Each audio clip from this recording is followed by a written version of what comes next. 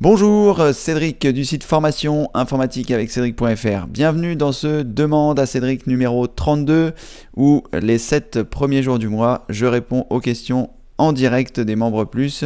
Donc si vous voulez devenir membre gratuit, vous pouvez vous inscrire sur l'accueil de mon site formation informatique avec Cédric.fr. Vous trouverez le lien sous cette vidéo si vous la regardez sur YouTube. Et à partir de là, vous arriverez directement sur le site. À partir de cet endroit, il vous suffit simplement de mettre votre prénom à cet endroit, de mettre votre adresse email ici. Je vais d'ailleurs le montrer de façon plus efficace en faisant ceci. Et ensuite, vous cliquez sur oui, je veux m'inscrire. Vous allez recevoir un mail dans la boîte mail que vous avez indiquée ici. Donc faites très attention de ne pas vous tromper lorsque vous allez l'orthographier, parce que si vous l'orthographiez mal, vous ne recevrez pas le mail qui vous permettra de valider votre adresse. Et vous ne pourrez pas donc accéder à toutes les vidéos que je vous offre, c'est-à-dire plus de 90 vidéos pour apprendre l'informatique à votre rythme, un cours thématique sur Gmail pour vous apprendre à créer une adresse email et également à l'utiliser, un cours thématique sur Picasa, et puis les retransmissions et les retranscriptions de tous les demandes à Cédric qui ont été faites. Donc là on est au numéro 32, donc il y en a 31 avant, et il y a aussi les demandes à Cédric quotidien que j'ai fait au mois de mai, il y en a 31, donc ça vous fait un certain nombre d'heures de questions-réponses pour apprendre l'informatique à votre rythme.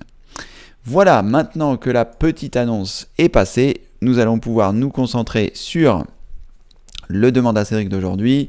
Nous sommes le 6 novembre 2016, il est 10h et pendant 1 heure je vais répondre aux questions des membres plus. Alors, juste avant de commencer et de vous répondre, je voulais vous faire une annonce pour les demandes à Cédric du mois prochain. Donc, comme vous le savez, les demandes à Cédric, c'est du 1er au 7 de chaque mois et il va y avoir une petite exception pour le mois de décembre. J'ai mis un message sur le forum, mais au cas où vous ne le verriez pas, je vous refais l'annonce ici. Je vous enverrai également par mail le calendrier pour le mois de décembre. Donc les demandes à Cédric du mois de décembre seront du 10 au 17. Donc le 10, je crois que ça tombe un jeudi, on va regarder ça. Donc là, on est sur novembre et sur décembre, le 10, non. Alors ça doit être du 7. Mince, je sais plus. J'ai mis le message sur le forum, je m'en souviens déjà plus. C'est pas beau la mémoire. Alors, on va regarder. Donc tout simplement parce que le 3 décembre, j'ai été invité à une conférence d'entrepreneurs, pas d'auto-entrepreneurs, mais d'entrepreneurs, et j'ai absolument envie d'y assister, donc je vais le faire, et je vais prendre une semaine, je pense que je travaillerai pendant cette semaine-là, mais je vais quand même prendre une semaine pendant laquelle je vais, comme ça se passe pas en France, il va falloir que je prenne du temps un petit peu avant, un petit peu après, et comme je sais pas comment je vais m'organiser, je préfère prendre large. Alors, j'ai mis ça dans un peu de détente ne fait pas de mal parce que j'ai pas trouvé d'autres rubriques adéquates. Et à partir de là, en théorie, ça devrait être par ici. Voilà, demande à Cédric de décembre, change de date. Donc ce sera du jeudi 10 décembre. Alors, qu'est-ce que j'ai raté là ? Ah bah voilà, j'ai dû prendre novembre.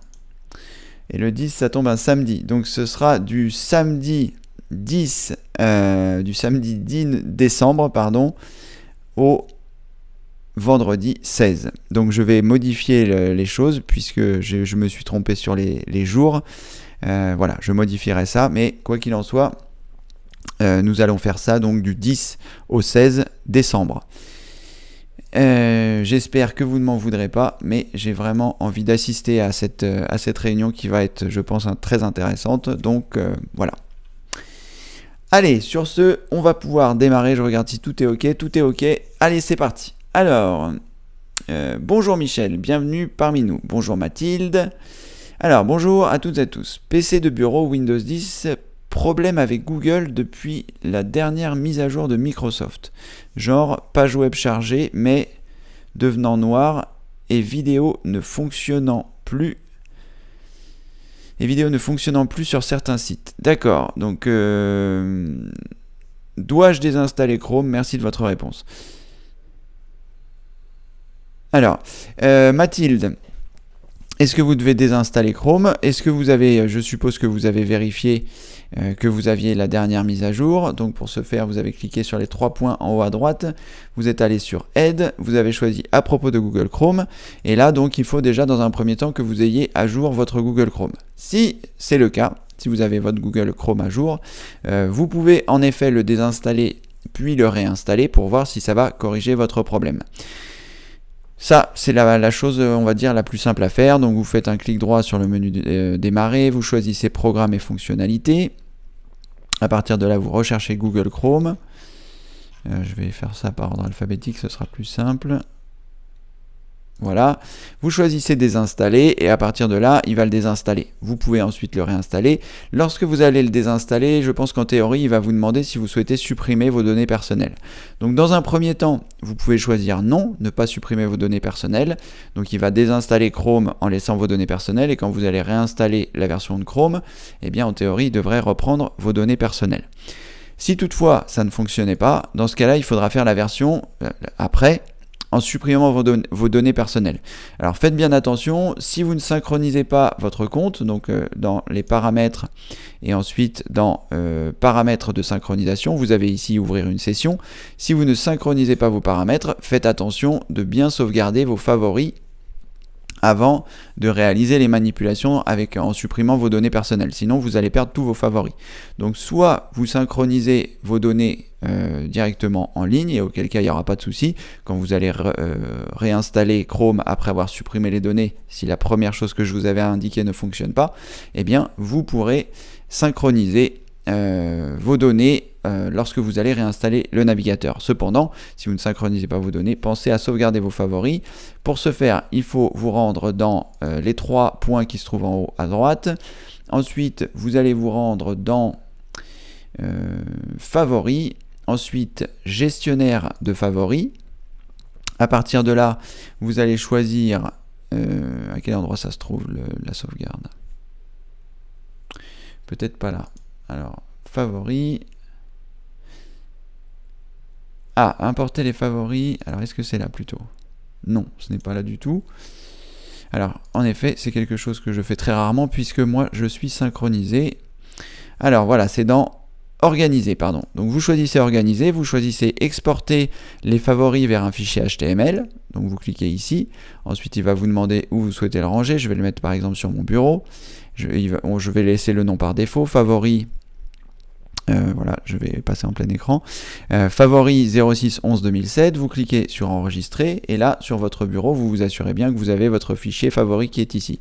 Et ensuite, eh bien, lorsque vous allez réinstaller Google Chrome, il vous suffira de cliquer sur les 3 points, d'aller dans favoris, de choisir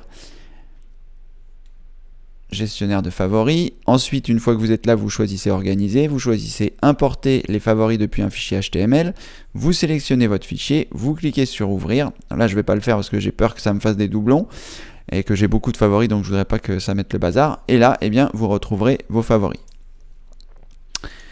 Voilà, Mathilde, vous pouvez essayer cela et en théorie, ça devrait bien se passer. Alors, Alex, je voulais juste apporter un complément par rapport à KeePass. C'est qu'il a l'avantage d'être portable contrairement à Dashlane. Bien pratique lorsque l'on utilise l'ordinateur d'un ami. Alors, en effet, Alexandra, ça peut être une option intéressante. Oui, c'est vrai, ça peut être une option intéressante si vous utilisez votre ordinateur chez un ami. J'ai pas de réflexion par rapport à ça, je réfléchis un peu malgré tout. Comment est-ce que je fais quand je vais chez un ami et que j'utilise son ordinateur ? Eh bien, comme mes mots de passe sont stockés sur le drive, si j'ai ponctuellement besoin de me servir d'un service, je peux y accéder relativement facilement. Donc voilà, j'ai pas forcément besoin d'un logiciel de gestion de mots de passe qui soit en version portable, mais néanmoins, cette précision est intéressante. Après, ça fait une gestion supplémentaire, c'est-à-dire que si vous utilisez 2 logiciels de gestion de mots de passe et que vous êtes majoritairement sur Dashlane, ça veut dire qu'il y a une petite gymnastique. Je ne sais pas si dans KeePass vous pouvez importer vos mots de passe de Dashlane et vice versa. Enfin, si vous pouvez de Dashlane, depuis KeePass vers Dashlane, vous pouvez, on l'a vu hier, mais néanmoins, c'est vrai que ça fait une gymnastique et que c'est un petit peu compliqué. Après, ce que vous pouvez faire également, si par exemple votre ami n'utilise pas Dashlane, vous pouvez avoir un export de vos mots de passe Dashlane et installer Dashlane sur le PC de la personne chez qui vous êtes pour pouvoir bénéficier de l'intégralité de vos mots de passe. C'est quelque chose aussi d'envisageable. Et ensuite, quand vous avez la version gratuite de Dashlane, il faut faire manuellement donc les exports de mots de passe. Moi par exemple, j'ai un ordinateur portable et là je suis sur mon ordinateur principal. Là je vais partir en déplacement. Et donc je vais exporter mon fichier de Dashlane avec mes mots de passe vers un fichier, comme ça je suis sûr qu'il est à jour, et ensuite ce fichier là je vais l'importer sur mon portable et comme ça j'aurai tous mes mots de passe à jour. Donc c'est un petit peu pénible quand vous n'avez pas la version payante, ce qui est mon cas. Je crois que c'est 30 ou 40 € par an, et donc voilà, ça ne vous permet pas d'avoir les mots de passe synchronisés sur tous vos appareils. Donc si vous utilisez Dashlane et que vous l'utilisez par exemple sur votre portable, téléphone portable, ordinateur portable, tablette, ça vaut peut-être la peine de prendre l'option à 40 € par an pour pouvoir se synchroniser sur tous vos appareils sans que vous ayez besoin de le faire sur chaque en faisant des exports. Voilà, merci en tout cas pour la petite précision de la version portable de KeePass. Est-ce que Dashlane aura une version portable? On va regarder. Peut-être que oui. Dashlane portable. Alors, télécharger gratuit.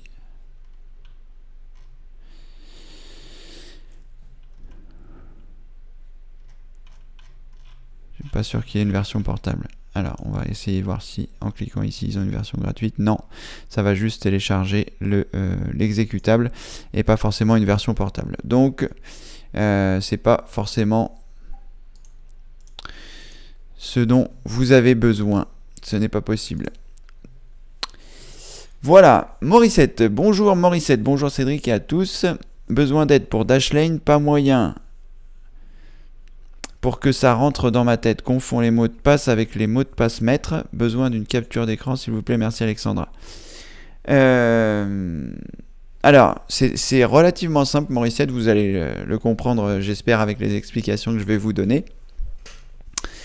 Le mot de passe maître, c'est ce qui vous permet de vous connecter à Dashlane. C'est comme si vous aviez un super mot de passe et que ce super mot de passe ne vous serve que pour vous connecter sur Dashlane. Lorsque vous lancez Dashlane, lorsque votre ordinateur se lance et que Dashlane se lance, il vous demande un mot de passe maître. Et donc ce mot de passe là, c'est comme une clé, c'est votre clé qui vous donne accès à vos autres mots de passe.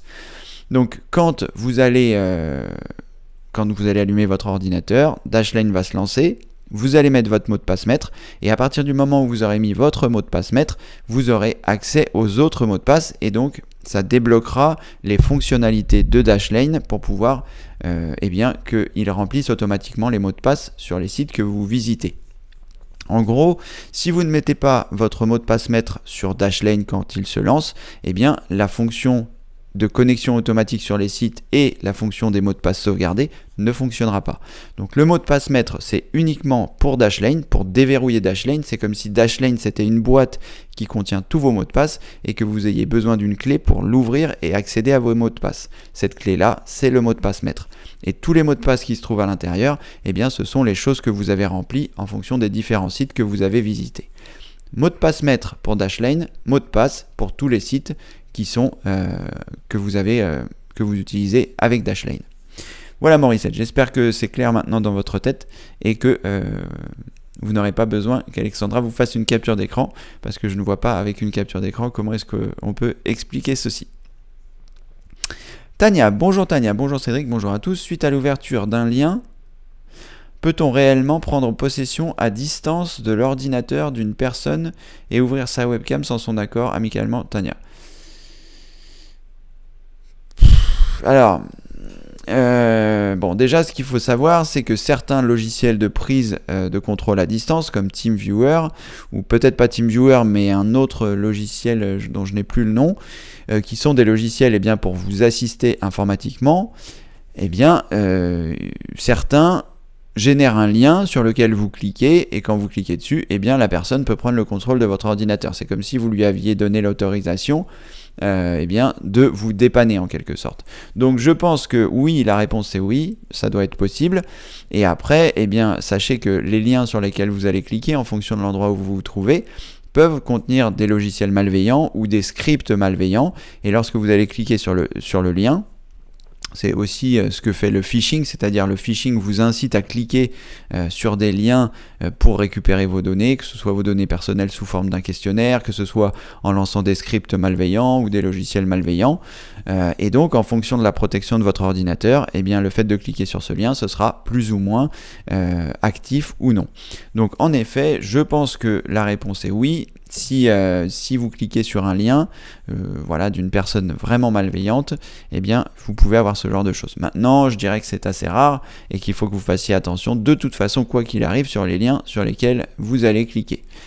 Je pense qu'à un moment ou à un autre, je vais faire une vidéo sur la sécurité. Je sais plus, quelqu'un m'avait posé une question, comment bien sécuriser son PC. Donc je pense que je vais faire une petite vidéo ou peut-être une petite formation de 5 vidéos. Je sais pas exactement comment je vais faire, pour expliquer comment sécuriser son ordinateur, parce que sécuriser son ordinateur, c'est avant tout faire attention à ce que l'on fait. Mais quand on ne sait pas ce que l'on fait, on peut être amené à réaliser des manipulations qui vont à l'encontre de la sécurité de notre ordinateur, comme l'hameçonnage par exemple. Donc je pense que je vais faire une petite vidéo avec les 5 trucs et astuces pour bien sécuriser votre ordinateur, et qu'après je ferai peut-être une petite formation avec la description de pas à pas de chaque chose. Je ne sais pas encore, mais en tout cas, voilà, c'est surtout à nous, utilisateurs, de faire attention sur les liens sur lesquels on clique, sur les mails sur lesquels, quand on reçoit des mails et qu'il y a un lien où il y a marqué par exemple cliquez ici, il faut s'assurer, avant de cliquer dessus, de voir l'endroit où ça va nous mener. Donc tout ça, c'est des petites précautions qu'il faut mettre en place. Être à jour sur ces navigateurs, être à jour sur ces modules flash si vous utilisez Firefox, être à jour sur les mises à jour de votre ordinateur si vous utilisez Windows, etc., etc. Donc il y a tout un ensemble de points qu'il faut vérifier, et donc je pense que je ferai une petite formation par rapport à ça. Voilà Tania, j'espère que j'ai répondu à votre réponse. Pareil pour vous Morissette. En tout cas, si vous avez besoin de précision, vous n'hésitez pas, vous rajoutez directement dans le chat. Alors Morissette, malgré la vidéo que j'ai vue plusieurs fois, voilà, donc j'espère en tout cas que j'ai apporté de l'eau à votre moulin Morissette. Yvette, bonjour Cédric et toutes. Convertir un DVD en fichier ISO ou en fichier MP4, est-ce que le résultat revient au même? Merci Cédric.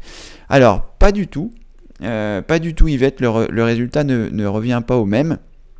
Lorsque vous allez convertir un fichier au format MP4, il va vous générer un fichier que vous allez pouvoir lire avec VLC par exemple. Je ne sais pas si je vais avoir un fichier MP4 à vous montrer. Peut-être ici, dans les arrivées brutes, j'ai enregistré quelques captures d'écran de mes jeux. Alors, donc là par exemple ici, j'ai un fichier MP4. Et ce fichier MP4, je peux cliquer 2 fois dessus et il va s'ouvrir avec VLC. Voilà. Donc là, c'est juste un fichier où j'ai enregistré mon jeu. Voilà. Donc vous avez vu, vous pouvez directement double-cliquer dessus et ça vous le lit avec VLC. Si vous générez un fichier ISO, dans ce cas-là, il va vous générer quelque chose que vous pourrez graver. Ce fichier ISO, vous pourrez le graver et à partir de là, vous pourrez le mettre sur CD. Mais selon moi, il n'y a pas d'intérêt dans votre cas si vous souhaitez générer un fichier vidéo. Tout simplement parce que il vaut mieux que vous le mettiez en MP4, parce que vous allez donc, ça va donc vous générer un fichier, et si après vous avez envie de le mettre sur un CD, il n'y a pas de souci, vous pourrez prendre ce fichier MP4, le mettre sur un CD, enfin sur un DVD, et le graver.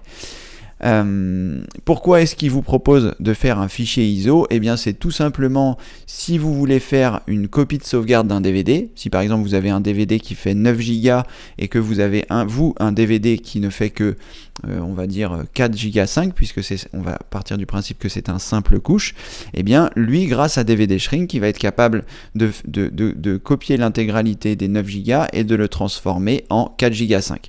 Donc vous allez sacrifier un certain nombre de choses, hein. Ça peut être les voix dans différents langages, ça peut être les menus, ça peut être la compression en elle-même de la vidéo, mais en tout cas ça vous permet de passer de l'un à l'autre et de conserver votre format ISO DVD, c'est-à-dire que votre lecteur soit en théorie lisible dans une platine de salon. Voilà, donc tout dépend de ce dont vous avez besoin. Soit vous faites une copie de votre DVD sur un DVD qui est plus petit, soit vous avez juste envie de générer un fichier MP4 qui vous permettra de lire votre film. Voilà, sachant que quand vous allez faire donc une copie ISO, vous conserverez les menus qui sont inhérents au DVD, alors que en le convertissant au format MP4, vous risquez de perdre les menus. Voilà Yvette, j'espère que j'ai apporté une réponse qui vous satisfait, sinon n'hésitez pas. Alors, complément d'info d'Alexandra. Avec KeePass, on peut également importer les mots de passe de Dashlane. Parfait. Ok Alexandra, merci. Donc en effet, si vraiment on a besoin d'une version portable de ces mots de passe, eh bien il suffit simplement d'exporter les mots de passe de Dashlane et de les réimporter avec KeePass. Bon, toujours, ce sont toujours des manipulations supplémentaires à réaliser, donc voilà, on a envie, on n'a pas envie, mais disons que grâce aux informations d'Alexandra, ça vous permet de savoir ce que vous pouvez faire et ce que vous ne pouvez pas faire entre Dashlane et KeePass. Après, voilà, personnellement, je trouve que c'est compliqué d'avoir plusieurs gestionnaires de mots de passe. Déjà, je trouve que c'est compliqué que j'ai pas payé la version à 40 € par an parce que c'est pénible de synchroniser sur mes différents appareils. Alors, rajouter un nouveau logiciel, je trouve ça un peu contraignant. Et voilà, j'essaye au maximum de me simplifier la vie avec l'informatique. Mais c'est vrai que dans certains cas, si par exemple j'avais envie, comme Alexandra, d'avoir une version portable pour pouvoir aller ailleurs, je serais obligé de passer par cette solution. Et ce serait bien pratique de savoir que c'est possible. Florence, bonjour Cédric, merci de votre patience et bon dimanche à tous. Merci Florence, pas de souci, avec plaisir, ça me fait plaisir d'être là. Je vous avoue que je ferai pas ça tous les jours parce que je l'ai fait tous les jours au mois de mai de l'année dernière, c'était vraiment très fatigant. Et c'est vrai que sur 7 jours d'affilée, c'est un peu fatigant de se dire qu'il faut être là, il faut être présent. Donc voilà, c'est pas toujours évident. En tout cas, ça me fait vraiment plaisir d'être là et ça me fait vraiment plaisir que vous soyez là également. On est 20 aujourd'hui, m'indique le compteur et voilà, c'est vraiment sympa de vous être levé pour moi un dimanche. Et comme je le précisais en début d'émission, les demandes à Cédric du mois de décembre vont être un petit peu décalées. J'ai mis un message sur le forum, je vais pas forcément revenir dessus, mais voilà, ce sera du 10 au 16. Que nous ferons les demandes à Cédric le mois prochain, donc au mois de décembre, parce que j'ai été invité à un séminaire au mois de décembre pour les entrepreneurs qui m'intéresse beaucoup. C'est à Malte, donc je vais prendre quelques jours avant, quelques jours après, en fonction des prix des billets pour payer moins cher. Donc comme je ne sais pas trop, je préfère vous dire du 10 au 16. Voilà, j'en profite que tout le monde ait pu être là, enfin en tout cas un maximum de personnes, pour vous informer de tout ça.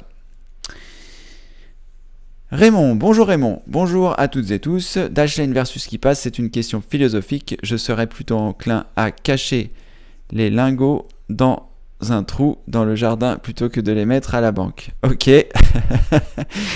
Ok Raymond, mais l'inconvénient de mettre les sous à la banque, c'est qu'avec le temps, ça se dévalue. Et l'or, peut-être que ça ne se dévalue pas, mais quoique, je ne sais pas quels sont les meilleurs investissements. Ok. Merci Raymond pour cette précision. Lulu Snipe 06, bonjour. Supitois, bonjour. Bonjour à tous. Pour vous rejoindre lors des demandes à Cédric, j'ai créé un favori. En 2 clics, je suis prête pour le direct. À la fin de celui-ci, je ferme mon onglet. Formidable, Sou. Bienvenue parmi nous. Je me pose cependant une question, y a-t-il un inconvénient à ne pas se déconnecter à la fin de chaque session? Merci pour votre conseil. C'est une bonne question, Sou. Je ne saurais pas trop vous répondre. Je vois pas bien comment vous avez mis un favori sur le demande à Cédric. Ah, peut-être qu'il ne change pas et que vous avez la possibilité de le mettre en favori. Ça me paraît bizarre, parce que tous les jours, le lien change. Là, par exemple, si je vous montre le lien d'aujourd'hui, je ne sais pas si je vais pouvoir le faire, si c'est bon. Vous voyez, par exemple, quand vous arrivez ici sur les demandes à Cédric, vous avez cliqué ici pour assister au direct du demande à Cédric, et là, si je fais un clic droit et que je choisis copier le lien, et que je colle le lien, je vais y arriver peut-être, on s'aperçoit que c'est une certaine adresse. Et cette adresse-là, je la change à chaque fois. Donc je ne sais pas comment vous avez pu mettre en favori et comment vous pouvez y revenir si facilement. Donc je pense que ça ne fonctionnera pas. Vous essayerez demain, mais je pense que demain, comme le lien aura changé, ce lien-là, puisque à chaque fois que j'arrête un direct, il arrête le direct et le lendemain, il génère une nouvelle adresse. Donc je ne suis pas sûr que vous puissiez y accéder demain par cet intermédiaire. Mais vous pourrez nous dire ça peut-être demain, parce que là je ne vois pas. Et en tout cas, je ne pense pas qu'il y ait de contre-indication à ce que vous vous déconnectiez, puisque voilà, moi je suis en permanence connecté avec mon adresse Gmail, et quand je ne vais pas la consulter, ça ne prend pas de ressources ni de mon ordinateur, ni sur les serveurs Google. Donc je pense pas que ça pose de soucis. Mais comme je vous le dis, néanmoins, je ne suis pas sûr que ça fonctionne sur le long terme. Vous pourrez nous tenir informés. Alors, Alexandra, pour Tania, le mieux est de désactiver la webcam lorsqu'elle ne l'utilise pas, si elle a un ordinateur portable, et de la réactiver lorsqu'elle souhaite l'utiliser, pour plus de sécurité. Alors, pour la webcam, oui, voilà, c'est vrai qu'il y a pas mal de choses qui ont circulé à un moment, à une époque, comme quoi on pouvait prendre le contrôle de votre webcam. Si vous avez le moindre doute, la plupart des webcams ont une petite diode lumineuse. Il paraît aussi qu'ils peuvent désactiver la diode lumineuse. Enfin là, on est un peu... je pense qu'avec Windows 10, ces problèmes ont été corrigés. Et ce que vous pouvez faire aussi, c'est mettre plutôt... Enfin, après, c'est vraiment en fonction de ce que vous préférez. Vous pouvez prendre quelque chose que j'ai pas sous la main, un petit morceau de carton, le plier en deux et le mettre à cheval sur votre caméra. Comme ça, ça vous évite d'avoir à la désactiver quand vous voulez l'utiliser. Vous pouvez simplement retirer ce petit morceau de carton. Vous avez également certaines caméras qui ont un petit loquet. J'ai pas mon ancienne caméra sous les yeux. Je sais plus où je l'ai mise. Elle avait un clapet qui se mettait devant, donc voilà. Sinon, vous pouvez aussi écouter le conseil d'Alexandra et désactiver votre caméra. Après, voilà, je trouve ça un peu contraignant. Moi, elle est là, ma caméra. Je l'avais même pas vue. Elle est là. Donc, mon ancienne caméra, voilà, elle ressemble à ça. Je vais y arriver, voilà. Et donc, à partir de là, j'avais un petit cache qui se mettait dessus et que je pouvais refermer quand je l'utilisais pas. Voilà, après, si vraiment vous êtes paranoïaque, vous pouvez, comme le dit Alexandra, la désactiver. Moi, c'est vrai que je les laisse allumer. C'est pas quelque chose où je me dis que ça va rester, mais peut-être que je sais pas.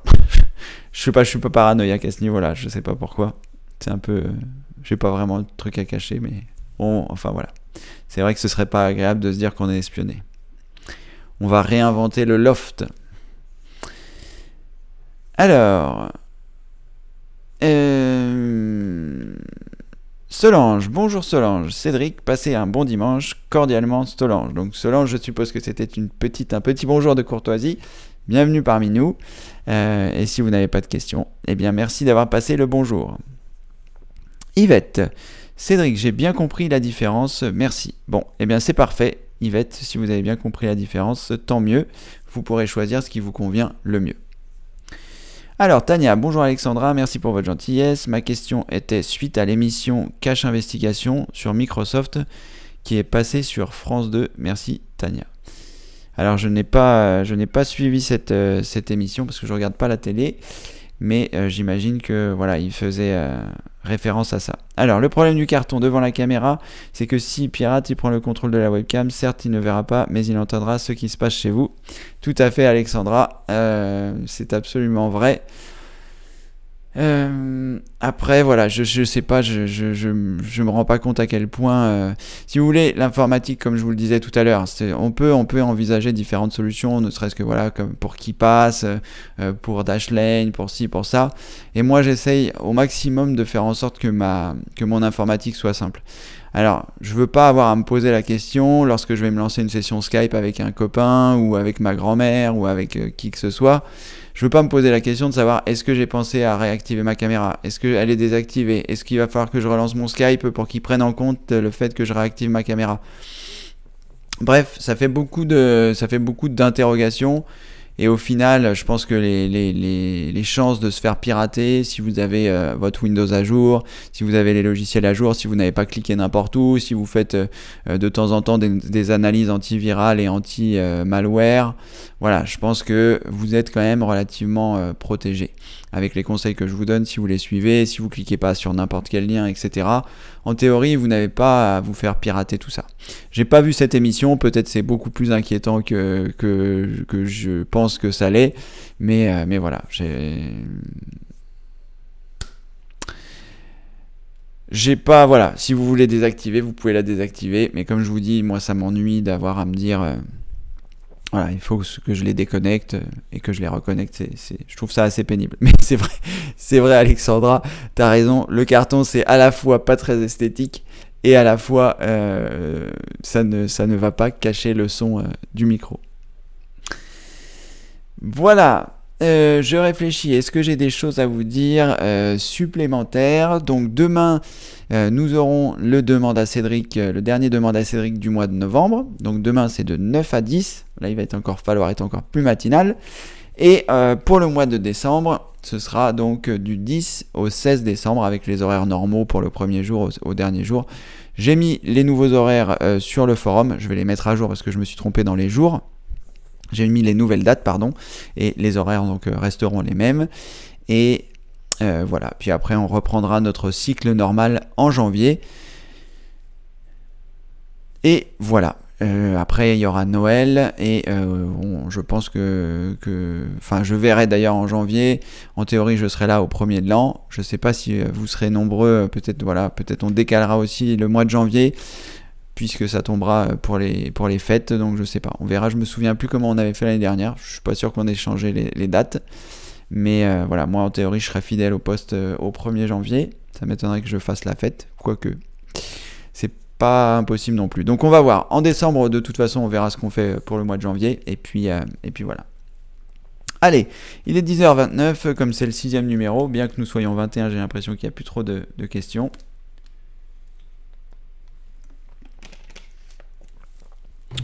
Une petite précision d'Alexandra, c'est vrai que l'on devient parano avec toutes les émissions que l'on peut voir et qui font peur par rapport à la sécurité sur Internet. J'essaie donc de maximiser ma sécurité Internet. Alors, voilà, je dis pas qu'il n'y a pas de menace, je dis pas qu'il n'y a pas de danger, ce serait un peu, vision simplifiée de ma part. Mais il faut aussi faire attention avec tout ce qu'on nous fait peur. C'est-à-dire qu'il y a beaucoup de gens qui vont vous dire « Ah, la sécurité, c'est important, acheter un antivirus payant, etc. » Je dis pas que les antivirus payants ne servent à rien, mais ce que je dis, c'est que dès lors où vous allez faire des sauvegardes régulières, eh bien, vous allez protéger la chose la plus importante, ce sont vos données. Et après, on essaie de vous faire peur pour vous faire acheter des antivirus, on essaie de vous faire peur aussi pour vous contrôler, pour vous dire ah là là, attention. Bon, il faut pas non plus tomber dans l'excès. Les arnaques, il y en a toujours eu. Des meurtres, il y en a toujours eu, des guerres, il y en a toujours eu dans le monde. C'est juste que voilà, aujourd'hui, on est surmédiatisé. Toutes les infos qu'on nous envoie, c'est des infos qui sont contrôlées, on veut vous mettre dans un certain état d'esprit, c'est avant les élections, on va vous faire peur pour faire passer tel ou tel message. Donc voilà, essayez de rester critique par rapport à ça. Comme je vous disais, avant qu'Internet arrive, des arnaques, il y en avait tout le temps. Des gens voilà, ça fait partie des êtres humains. Il y a des gens qui sont honnêtes, des gens qui sont malhonnêtes, et on veut vous faire croire qu'il y a une majorité de gens malhonnêtes pour voilà, vous mettre dans un certain état d'esprit. En revanche, quand vous regardez autour de vous, des gens malhonnêtes, il n'y en a pas tant que ça. Et au final, voilà, les gens malhonnêtes, c'est à mon avis une minorité. Et il ne faut pas justement tomber dans cet excès de se dire... Voilà, pareil pour les infos, pareil pour la sécurité. Je dis pas que les nouvelles technologies n'ont pas apporté un certain nombre de choses, mais voilà, les pirates qui vont pirater vos données, c'est dans un premier temps vous qui les auront surtout données. Donc si vous avez une gestion des mots de passe qui est correcte, même si vous êtes inscrit sur un site et que des pirates piratent ce site en question, ils seront bloqués par la sectorisation de votre mot de passe, le fait d'avoir mis un mot de passe par endroit où vous allez, grâce à Dashlane ou KeePass. Et donc voilà, ça va vous permettre d'isoler un peu les cellules pour que s'il y a une cellule qui se fait craquer, eh bien vous puissiez avoir une sécurité. Voilà, c'est aussi ça, la sécurité, se protéger. Et voilà, après, quel est le nombre de gens qui sont piratés leur webcam, j'en sais rien. Mais qu'est-ce qu'ils ont fait ces gens-là avant? Est-ce qu'ils ont fait, ils sont allés sur des logiciels de streaming, ils ont cliqué sur n'importe quel lien, leur PC est totalement vérolé, totalement infecté. Vous voyez, on n'est pas dans les mêmes... il faut aussi remettre un petit peu en perspective ce que j'ai pas vu le reportage, donc je peux pas vous en parler, mais voilà, la mise en perspective, c'est de se dire j'ai une attitude saine sur mon ordinateur portable, avec tous les conseils que je vous donne, avec voilà, toutes les infos qu'il y a dans les différentes formations. Vous êtes censé avoir quelque chose, une attitude saine de navigation. Donc vous faites attention quand vous cliquez sur les liens, vous avez sectorisé vos mots de passe, vous mettez vos navigateurs à jour, votre Windows à jour. Voilà, tout ça, ça vous éloigne de tous les problèmes dont on peut vous parler. Là, c'est surtout les jeunes qui vont sur les sites de streaming, ou d'ailleurs les jeunes et les moins jeunes, les gens qui vont cliquer n'importe où, qui vont aller sur des sites olé olé, etc. Voilà, plus on a des habitudes qui sortent des sentiers balisés, et plus voilà, on prend des risques de tomber sur un sentier qui ne sera pas forcément le plus adéquat possible pour notre sécurité. Mais voilà, faites attention à tout ce qu'on vous véhicule, de bien remettre en perspective un peu les différentes choses pour ne pas tomber dans cet excès de négativité. Et voilà, il faut continuer d'être positif, de continuer de créer, de continuer de faire des choses et de pas forcément trop rester là-dessus. Voilà, je vais un peu rester sur cet avis-là qui n'est que mon avis, mais voilà, ne vous laissez pas trop influencer par toutes ces choses qui vous font peur. Voilà, on continue de vivre, les choses continuent de se passer, il y a la guerre dans le monde, on a le privilège d'être ici, d'être à l'abri, de pouvoir assister aujourd'hui à ce demande à Cédric, que moi je puisse le donner. Donc voilà, restons positifs, même s'il se passe des choses difficiles ailleurs, on a cette chance-là. Donc essayons d'en profiter et de ne pas tomber dans cette négativité globale. Voilà. Alors, Louis-Paul, bonjour Louis-Paul. Non, je vous ai déjà dit bonjour. Alors, une précision pour Yvette, une vidéo sous le format ISO peut être lue, faire un clic droit sur le fichier et cliquer sur ouvrir avec le lecteur multimédia VLC. Merci Louis-Paul pour cette précision. Vous avez également cette possibilité-là, Yvette. Mais la précision que j'avais donnée, c'était surtout par rapport au format en lui-même. Mais c'est vrai que vous avez raison de préciser que même si vous faites ça en fichier ISO, vous pourrez le lire avec VLC et vous pourrez conserver vos menus si vraiment vous voulez garder sous la forme d'un DVD avec les menus, avec les sous-titres, avec les différents langages, les avantages du DVD. Vous pourrez en effet faire ça, c'est-à-dire le faire en ISO. Et à partir de cet ISO, directement le lire avec VLC comme si c'était un DVD que vous avez mis dans votre ordinateur. Et l'avantage de DVD Shrink, c'est qu'il va vous casser la zone de votre DVD. C'était par exemple, nous en France, je crois qu'on est en zone 2, me semble-t-il.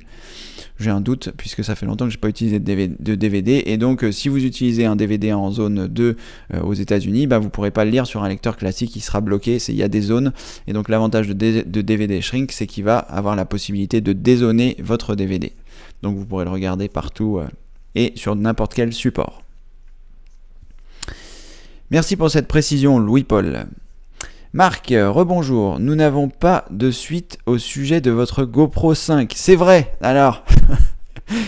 Il m'est arrivé un petit malheur et donc je vais vous en faire part maintenant. Ça va vous permettre de voir qu'il n'y a pas qu'à vous qu'il arrive des choses. Et que voilà, moi aussi il m'arrive de faire des mauvaises manipulations.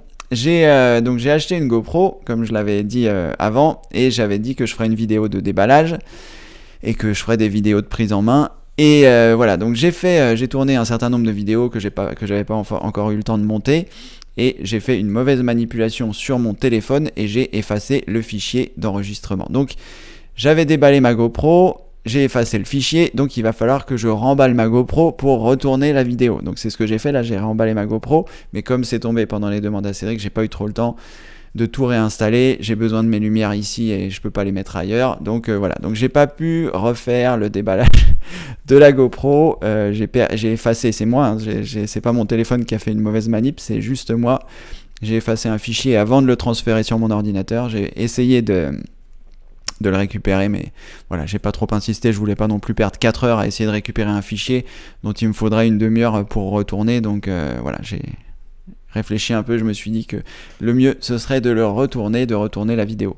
Donc elle va arriver, je sais pas trop quand parce que là je vais partir 7 jours en région parisienne, donc je vais pas avoir trop le temps de la tourner, ce sera plutôt après. Je vais continuer de faire des vidéos à Paris, je vais essayer de travailler donc en étant en dehors de chez moi.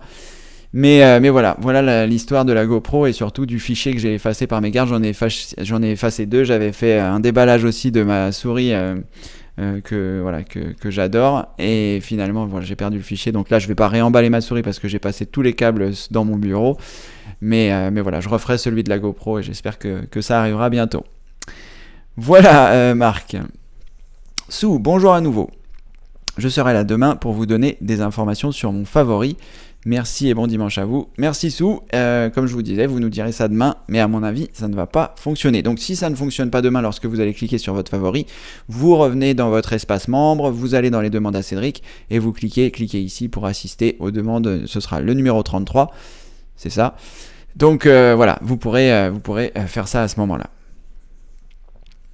Si toutefois ça n'a pas fonctionné.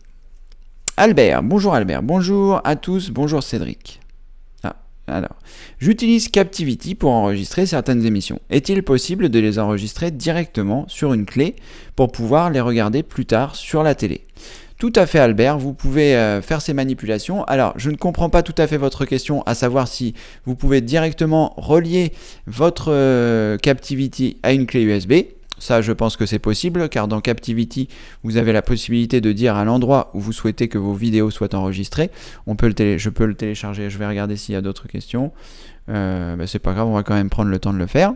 Alors, je vais télécharger Captivity à partir d'ici. Donc, vous allez voir comment je procède. Donc, je vais sur Google, je vais taper Captivity, Captivity, voilà. Je vais sur le site captivity.fr. À partir de là, je vais le récupérer en version archive zip. Le temps qu'il se télécharge. 15 mégas, ça devrait aller vite, en théorie. Je regarde s'il n'y a pas d'autres versions. Ça a l'air d'être bon.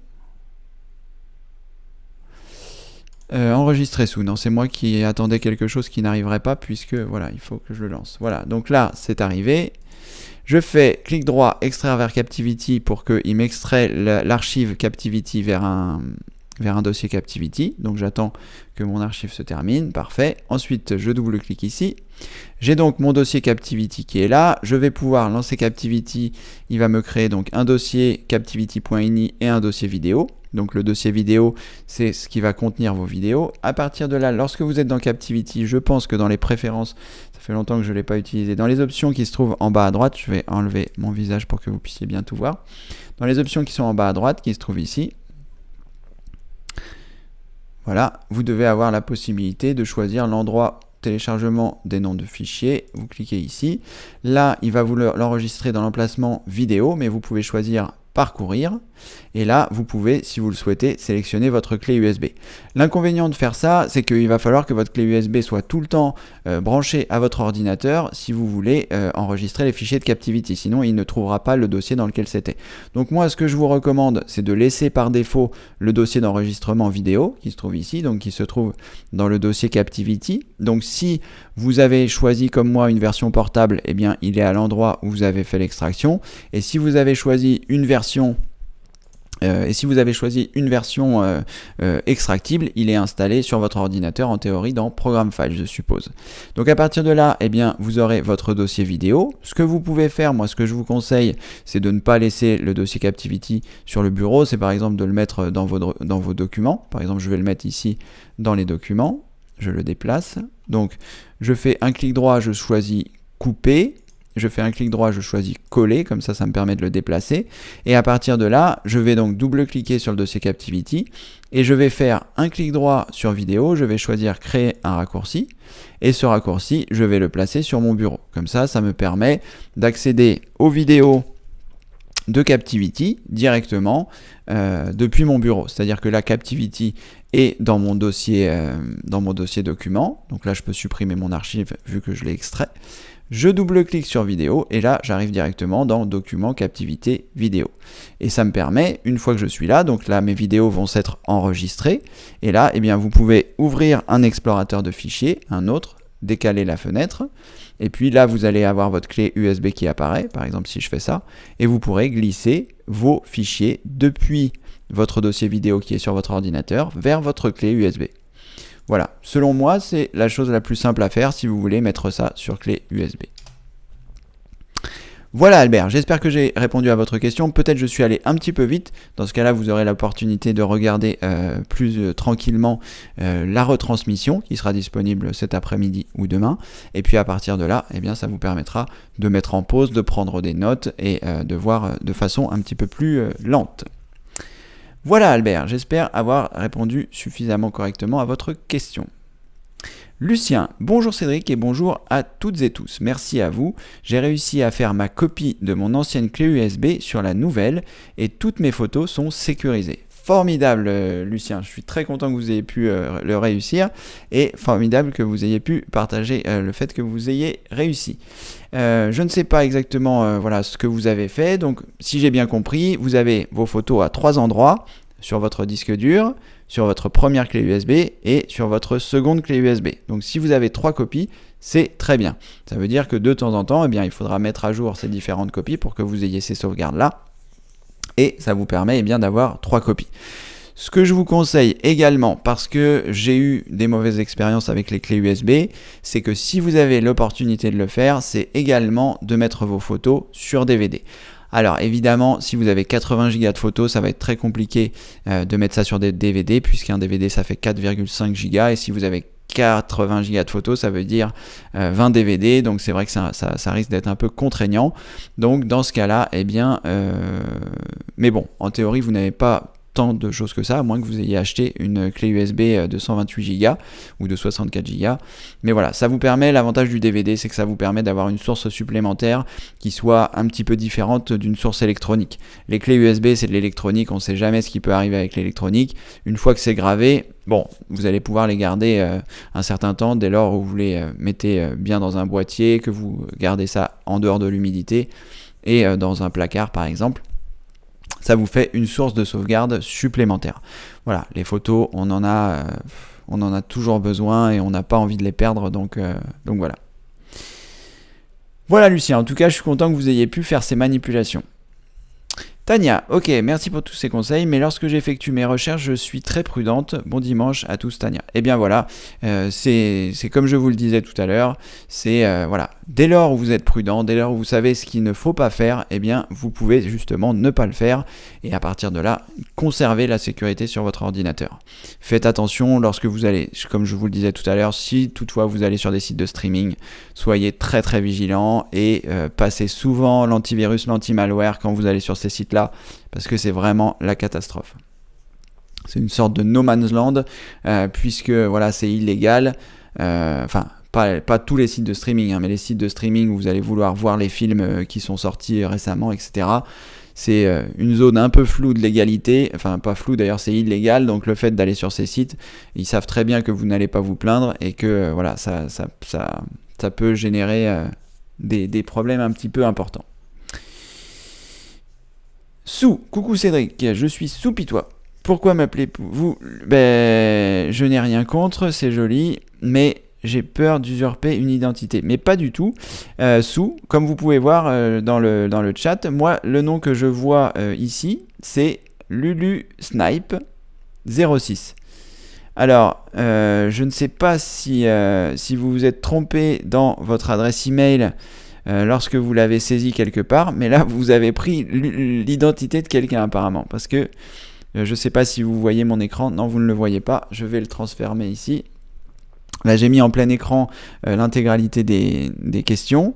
Et là, vous voyez, vous avez le nom qui vous est donné ici, c'est LuluSnipe06. Alors, je ne sais pas si vous avez un fils qui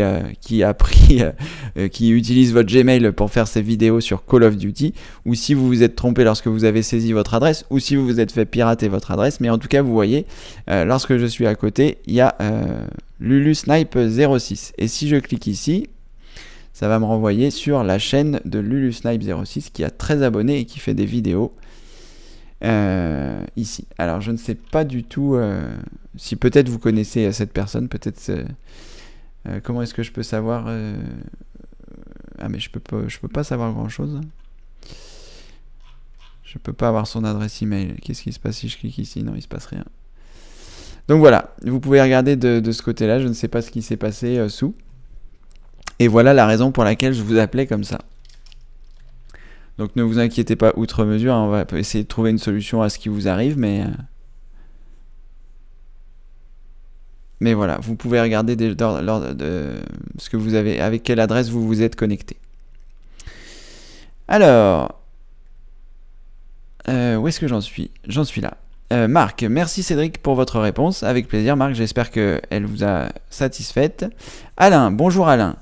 C'est une souris spéciale ? Si oui, montrez-la. Alors Alain, c'est en effet une souris spéciale. C'est pas une souris spéciale, c'est juste une souris spéciale pour les joueurs. Je sais pas si je vais pouvoir vous la montrer parce que j'ai mis le fil exactement à la bonne dimension.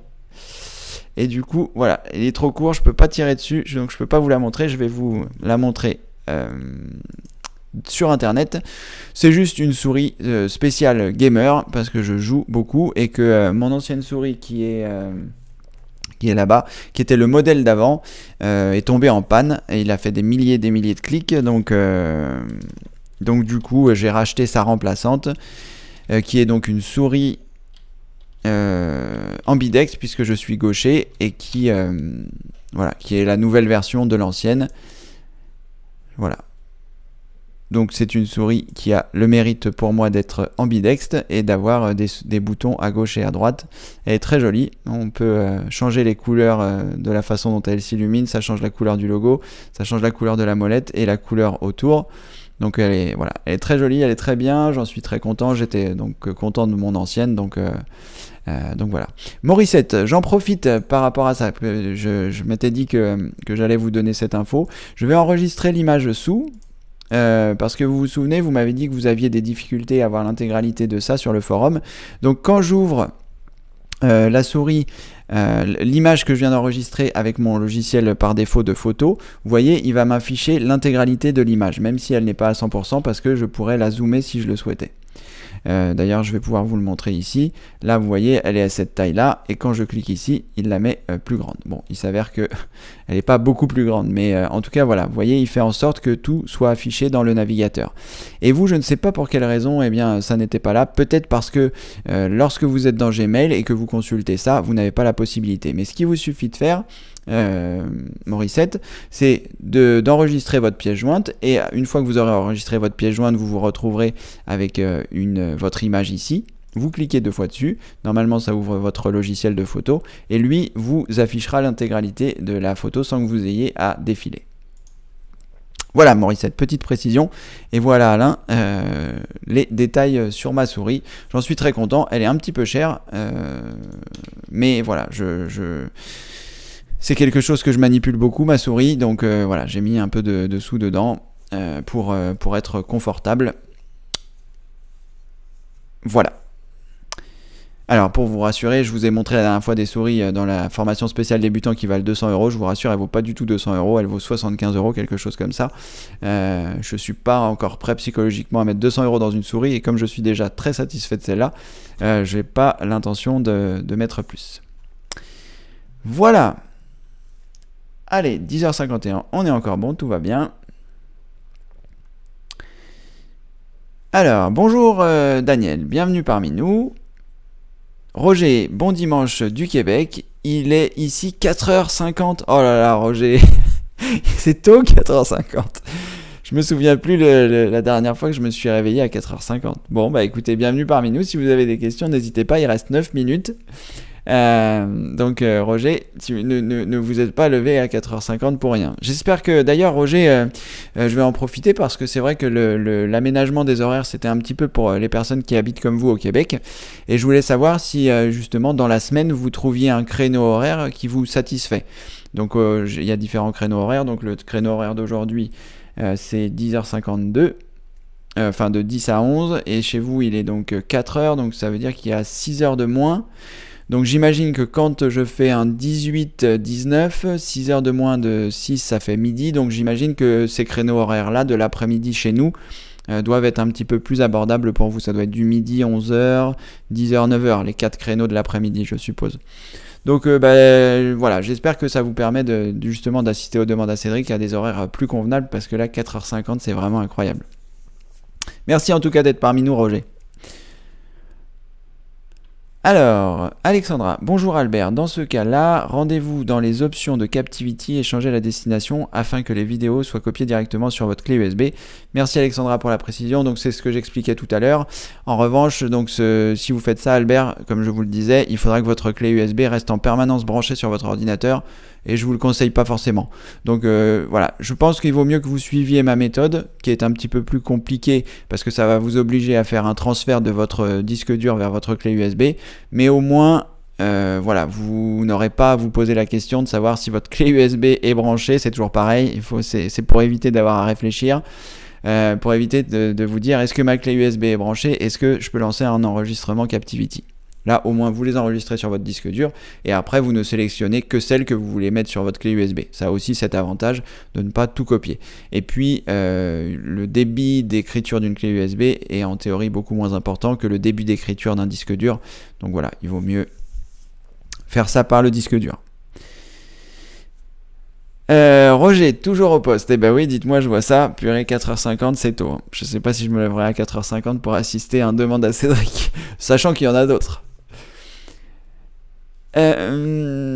Bienvenue au club des gauchers, Cédric. Ah ben voilà, content de savoir que vous êtes gauchère, Alexandra. C'est vrai que bon, ça a été, je suis un vrai faux gaucher. Pourquoi je suis un vrai faux gaucher? Ma mère, par exemple, qui est gauchère, utilise la souris de la main droite, parce que je sais pas pour quelle raison, elle l'a pas prise de la main droite dès le départ. Et moi, j'ai tout de suite pris ma souris de la main gauche, mais j'ai pas interverti le bouton gauche et le bouton droit, donc c'est un petit peu compliqué pour moi, parce qu'au final, le bouton gauche, je dois le faire avec le majeur et non pas l'index. Donc je sais pas comment ça se passe pour vous, Alexandra, est-ce que vous avez interverti les boutons ou pas, mais voilà, moi je suis un vrai faux gaucher, je suis vraiment gaucher, j'utilise ma souris avec la main gauche, mais j'ai pas interverti les boutons pour que mon clic gauche soit au final à droite sur mon index, comme il se fait pour les droitiers. Pour les droitiers, lorsque vous avez votre souris à droite et que vous positionnez votre main sur la souris, le clic gauche se fait avec votre index et le clic droit avec votre majeur. Sauf que moi, comme je suis gaucher, mon clic gauche se retrouve sur mon majeur. Vous avez compris le principe. Donc c'est un peu compliqué. Alors, sous Cédric, ne cherchez plus, c'est mon petit-fils. Désolé pour cet aparté, je vais m'attaquer au problème que j'adore à ces jeunes ados. Oui, voilà, tout à fait. Bon bah, Sous, c'est une bonne nouvelle, vous ne vous êtes pas fait pirater votre compte. Et votre petit-fils, vous allez lui dire, je sais pas quel âge il a votre petit-fils, mais vous allez lui dire de regarder mes formations, hein. Vous lui dites qu'il s'inscrive et qu'il crée son adresse Gmail, hein. C'est facile, c'est gratuit, et en plus j'explique tout comment faire, donc voilà, vous lui dites ça. Bon, en tout cas c'est une bonne nouvelle que ce soit votre petit-fils et pas quelqu'un qui se soit immiscé dans votre adresse, voilà, c'est une bonne nouvelle. Merci pour le retour, ça va me rassurer. Alors Albert, merci. C'est ce que je fais, mais je voulais éviter de l'enregistrer sur le PC, puis ensuite l'enregistrer à nouveau sur la clé. Merci, à demain. D'accord Albert, bah écoutez, dans ce cas-là, la manipulation que vous avez indiquée Alexandra sera la meilleure en ce qui vous concerne. Donc vous pouvez suivre les manipulations que je vous ai données précédemment, parce que voilà, vous verrez dans les options en bas à droite, dans enregistrement des fichiers, vous choisirez à cet endroit votre clé USB. Assurez-vous bien de mettre votre clé USB toujours dans le même port, et l'inconvénient c'est que si vous rajoutez un disque dur et que votre clé USB change de lettre, et bien dans ce cas-là, il ne sera plus en mesure de le changer également. Voilà, il y a quelques inconvénients, mais voilà, si c'est ce qui vous convient, vous pouvez faire comme ceci. Pierre, bonjour Cédric, bonjour à tous. Comment bien gérer la pile au lithium de mon PC portable récent que je n'utilise que sur mon bureau? Enlever, recharger. Alors, bonjour Cédric, bonjour à tous. Comment bien gérer la pile au lithium de mon PC portable récent? Je n'utilise que sur mon bureau.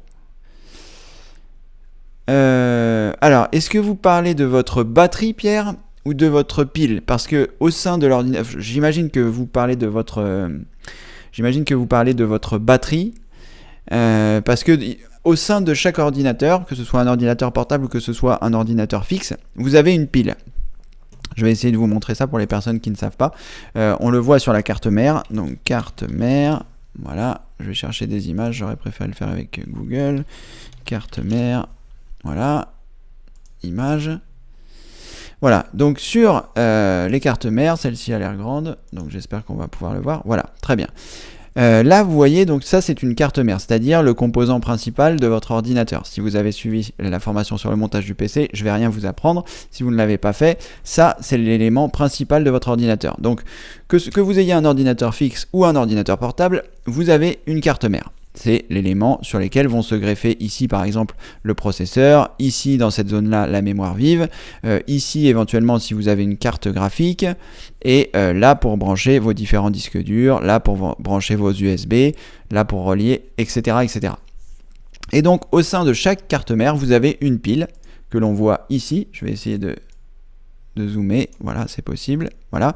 Donc ici vous avez une pile sur chaque carte mère, et cette pile permet de conserver les paramètres du BIOS, elle permet également de garder les paramètres de l'heure et de la date, et donc voilà, cette pile là, quand ça fait un certain temps que vous avez votre ordinateur, on en parlait avec Alexandra, il me semble, dans un demande à Cédric précédent, cette pile va durer, on va dire, entre 3 et 6 ans en fonction d'eux, et à partir de là, eh bien, si cette pile ne fonctionne plus, vous pouvez, dès lors où votre ordinateur n'est plus branché électriquement au courant et donc votre carte mère n'est plus alimentée, c'est le cas quand vous avez un ordinateur portable et qu'il n'a plus sa batterie et qu'il est débranché du courant, là il est totalement indépendant.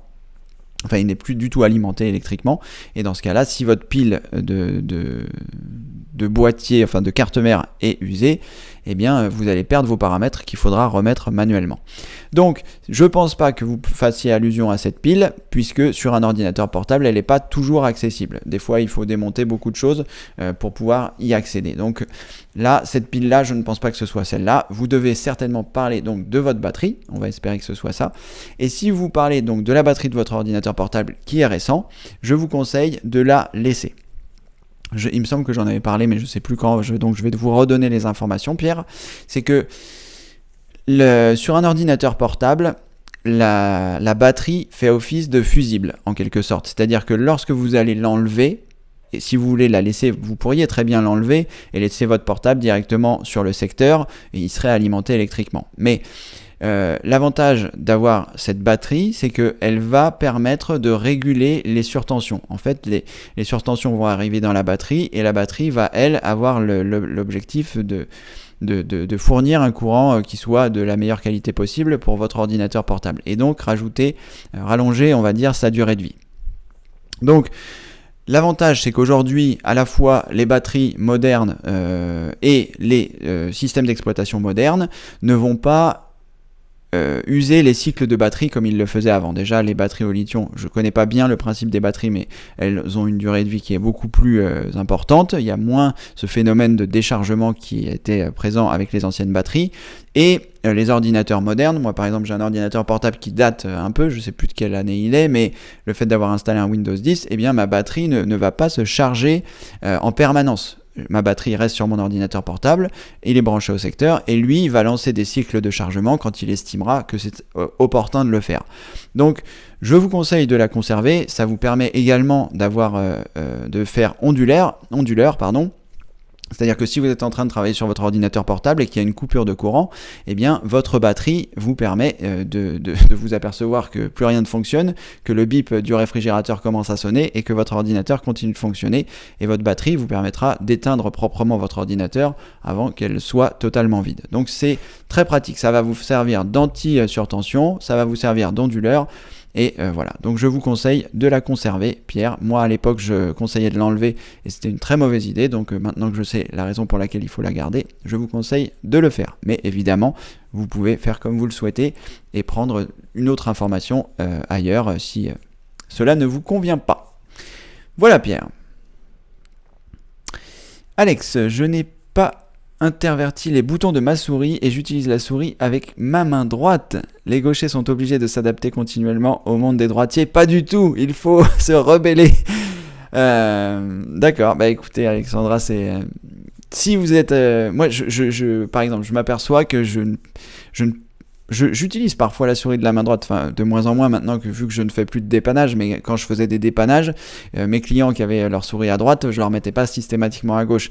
Donc je me suis beaucoup servi de la main droite, mais je m'aperçois que je suis absolument pas aussi précis que je le suis avec la main gauche. Ma main gauche est à l'habitude avec les kilomètres que j'ai parcouru avec ma souris.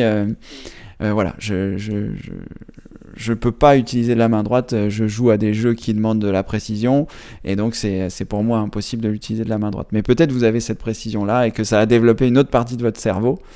En tout cas voilà, c'est vrai qu'il faut s'habituer. Pareil pour les ciseaux, c'est impossible pour moi de couper avec des ciseaux de droitier, que ce soit la main droite, donc j'ai des ciseaux de gaucher. Heureusement les choses se démocratisent pour nous. Voilà.